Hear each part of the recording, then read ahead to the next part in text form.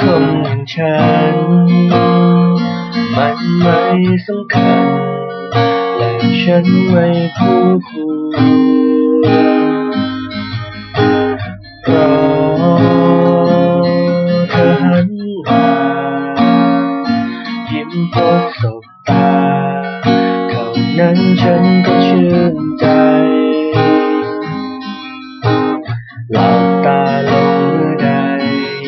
ใจก็ยังเพ้อฝันหวังไว้ว่าคงสักวันจะบอกเธอสักทีว่าตัวฉันรักเธอรักเธอรักเธอ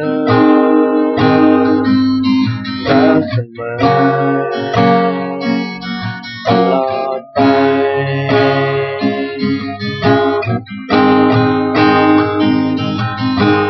แค่ความฝันที่ฉันคิดมัน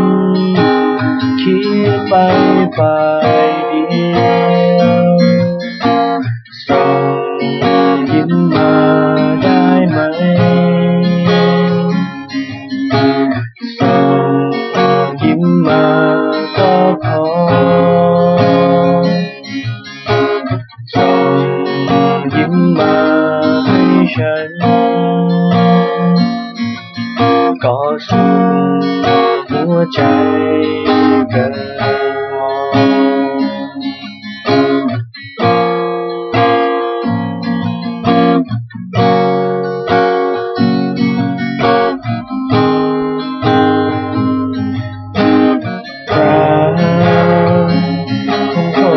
ฉันรอเพียงสักวันที่ฉันนั้นจะคู่ควรรอเธอหันมายิ้มพบสบตา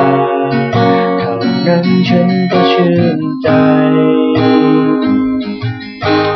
หลับตาลงเมื่อใดใจก็ยังเพ้อฝันหวังไว้ว่าคงสักวันจะบอกเธอสักทีว่าตัวฉันรักเธอรักเธอ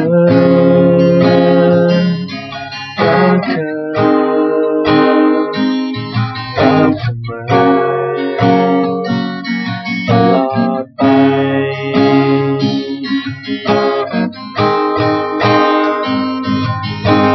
แค่ควา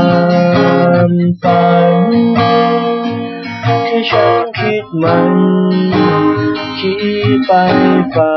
ยเดียวส่งยิ้มมาได้ไหมส่งยิ้มมาก็พอส่งยิ้มมาให้ฉันก็สุขหัวใจเกินพอส่งยิ้มมาให้ฉันก็สุขหัวใจจริงๆส่งยิ้มมาให้ฉันสักหน่อยก็สุขหัวใจจริงๆ